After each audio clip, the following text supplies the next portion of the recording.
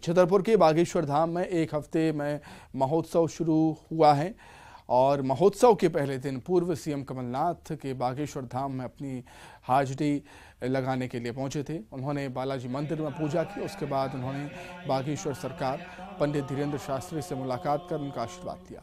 वहीं धीरेन्द्र शास्त्री से मुलाकात के बाद हिंदू राष्ट्र पर कमलनाथ ने बड़ा बयान देते हुए कहा कि देश संविधान से चलेगा।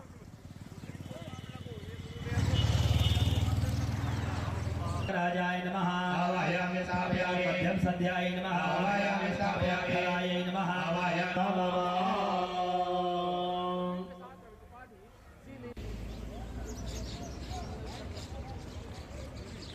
राजाय नमः आवाहयामि स्थापयामि मध्यम अनुसार भारत जो है, भारत अपने संविधान के अनुसार चलता है। बाबा साहब अम्बेडकर ने संविधान बनाया था। जो संविधान हिंदू राष्ट्र लेकर जो संविधान भारत का है, वही संविधान भारत का है। पीसीसी अध्यक्ष कमलनाथ का बागेश्वर धाम महाराज धीरेन्द्र शास्त्री से मुलाकात के बाद सियासी पारा हाई हो गया है। बीजेपी और कांग्रेस के सियासतदानों ने एक दूसरे पर पलटवार करना शुरू कर दिया है। इस मुलाकात को लेकर बीजेपी के महामंत्री रजनीश अग्रवाल ने कमलनाथ के दौरे पर तंज कसा, तो वहीं दूसरी तरफ उनके वार पर कांग्रेस मीडिया विभाग के अध्यक्ष ने पलटवार किया। बीजेपी कह रही है कि कमलनाथ लोगों को धर्म के नाम पर भ्रमित कर रहे हैं, तो कांग्रेस ने पलटवार में कहा कि क्या बीजेपी ने धर्म का ठेका ले रखा है। देखिए, कमलनाथ जी स्वयं पाखंड में जुटे हुए हैं। ये एक तरफ ऐसे तमाम प्रकार के संतों का, प्रवचनकर्ताओं का अपने ही पार्टी के नेताओं के द्वारा अपमान होने देते हैं, उस पर कोई ऑब्जेक्शन नहीं लेते, किसी को रोकने का काम ये पीसीसी अध्यक्ष बतौर नहीं करते। दूसरी तरफ ये इस प्रकार ऐसे स्थानों पर पहुंचकर भरमाने की कोशिश करते हैं कि धर्म, कथावाचक, धर्मगुरु, साधु, सन्यासी, इनसे मुलाकातों का ठेका या फ्रेंचाइजी सिर्फ भारतीय जनता पार्टी के पास नहीं है। हमारे नेता माननीय कमलनाथ जी आज बागेश्वर धाम गए हैं, धीरेन्द्र शास्त्री जी से वो मिले हैं। उस पर भारतीय जनता पार्टी को आपत्ति क्यों है? क्या फ्रेंचाइजी भारतीय जनता पार्टी के पास है धर्म की? कमलनाथ जी नहीं जा सकते हैं। भारतीय जनता पार्टी तो धर्म और मंदिरों के नाम पर पैसा खाती है। मैं डबल रिपीट कर रहा हूं उसको। वहीं कांग्रेस में मुख्यमंत्री का चेहरा तय नहीं होने का बयान देने के बाद अजय सिंह ने एक नई पहल शुरू कर दी है। लोगों की समस्या और सुझाव के लिए एक नंबर जारी किया है उन्होंने। कांग्रेस पार्टी से हटकर अजय सिंह ने खुद का कॉल सेंटर शुरू कर दिया।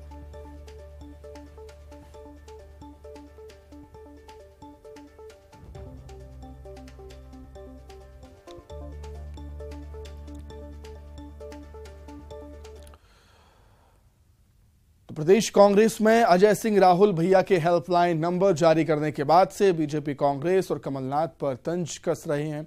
बीजेपी प्रवक्ता हितेश वाजपेयी ने कहा कि कमलनाथ अपनी पार्टी को प्राइवेट कंपनी की तरह चलाते हैं। अजय सिंह में वो सभी काबिलियत हैं जो उन्हें पार्टी प्रदेश अध्यक्ष बनाता है। वहीं अब कांग्रेस ने बीजेपी के बयान पर पलटवार किया है। कांग्रेस के प्रवक्ता स्वदेश शर्मा ने कहा कि बीजेपी को क्या दिक्कत है, कांग्रेस नेताओं के काम करने के अपने अपने तरीके हैं। बता दें कि कांग्रेस नेता अजय सिंह राहुल ने आम जनता के लिए समस्याओं के हल के लिए एक नंबर जारी किया है।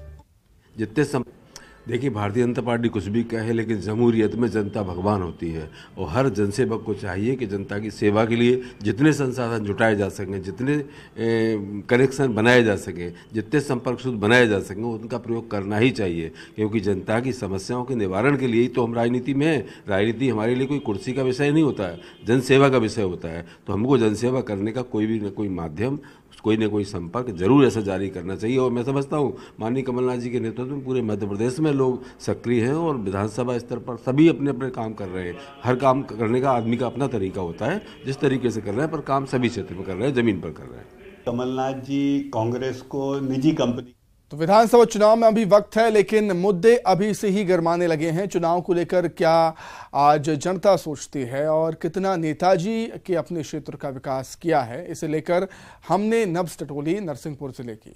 देखिए आप। मध्य प्रदेश में कुछ समय पश्चात विधानसभा चुनाव होने को हैं। बयानबाजी का दौर जोरों पर है। क्या सोचती है जनता, कैसे मतदाताओं का अपना मत है इस बार के विधानसभा चुनाव को लेकर। इस समय मौजूद है नरसिंहपुर जिले की नरसिंहपुर विधानसभा के करेली शहर में। 2013 में यहाँ जालम सिंह पटेल चुनाव जीते हैं और उसके बाद 2018 में भी उन्हीं ने इस सीट पर विजयश्री हासिल की है। 2013 की बात करें तो 48,000 का मार्जिन, 2018 में महज 14,000 कुछ मत रह गया था।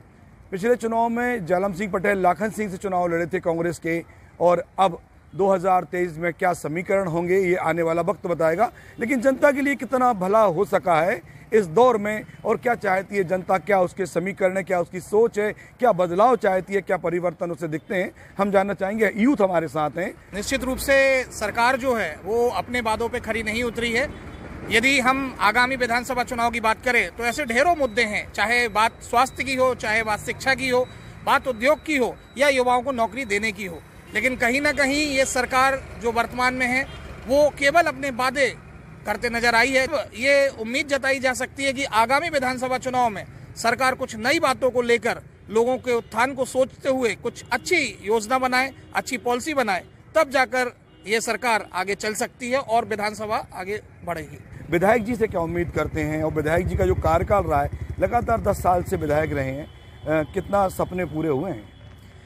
विधायक जी की बात करें तो विधायक जी ने निश्चित रूप से युवाओं के आगे बढ़ने की सोच को लेकर विधायक पाठशाला करेली नरसिंहपुर अपनी विधानसभा में शुरू की। लेकिन क्या केवल पाठशाला से युवाओं को नौकरी देने का उद्देश्य पूरा होता है? नहीं ना। तो जरूरी है कि कुछ ऐसी नीतियां बने। विधानसभा चुनाव के ठीक पहले सरकारी नौकरियों का भरमार है, लेकिन सारे यूथ जानते हैं कि इन सरकारी नौकरियों में सेटिंग, जो भ्रष्टाचार की जीरो टॉलरेंस नीति मुख्यमंत्री जी चलाते हैं, वो सेटिंग होती है।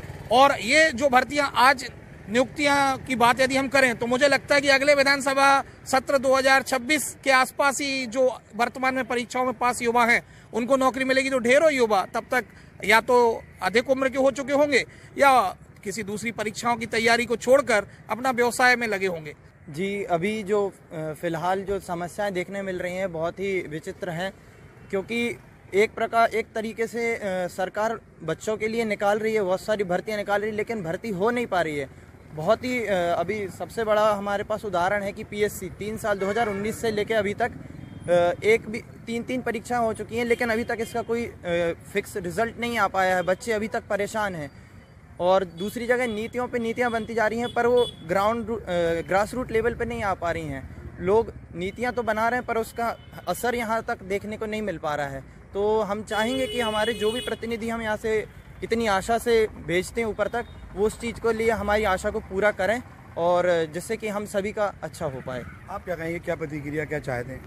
हम माननीय विधायक जी से अनुरोध करते हैं कि शहर में अच्छी उत्तम लाइब्रेरी की व्यवस्था हो, पढ़ाई की व्यवस्था हो, पाठशाला की व्यवस्था हो, जिससे वृक्ष जितना मजबूत हो, वृक्ष जितना बड़ा होता है उसकी जड़ें उतनी मजबूत होनी चाहिए। माननीय विधायक जी से अनुरोध करते हैं कि वो पढ़ाई शिक्षा की व्यवस्था उत्तम से उत्तम व्यवस्था करवाएं। अभी कितना काम हुआ है नरसिंहपुर में? आपने लगातार, आप देख रहे हैं, वोटर हैं, कितना काम हुआ है पिछले 10 साल से? विधायक जालम सिंह जी यहाँ विधायक हैं।